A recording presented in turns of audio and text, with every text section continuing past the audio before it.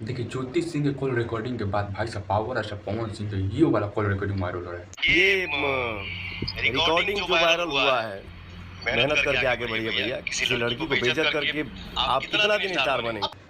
नहीं, ये पूरा हम यूट्यूब पर खंगाल लिए और पवन सिंह के एकदम पूरा इंस्टाग्राम खंगाल लिए, पवन सिंह के फेसबुक खंगाल लिए, पवन सिंह के यूट्यूबरों का खंगाल लिए, लेकिन भाई साहब ये कॉल रिकॉर्डिंग कहीं नहीं मिला।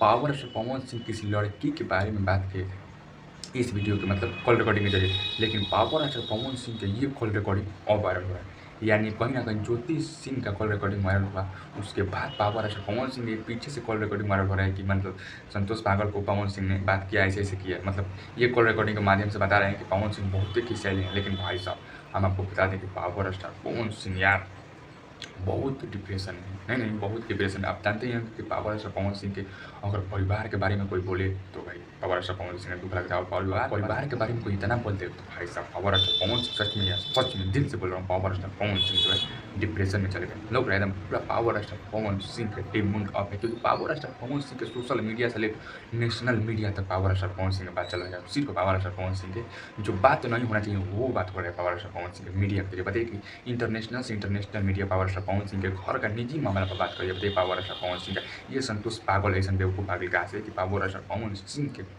जो मैटर चुप था वो और केस मतलब केस उस पंथ था भाई, वो केस करवा दिया पवन सिंह के जरिए। इससे क्या कल बबीता मिश्रा पर केस करवा दिया, देशवा नीच पर केस करवा दिया। बताइए कि कहीं ना कहीं संतोष पागल में गलती है। आप लोग क्या करना चाहते हैं कमेंट करके जरूर बताएं। चलिए मिलते हैं अगले कुछ अपडेट के साथ।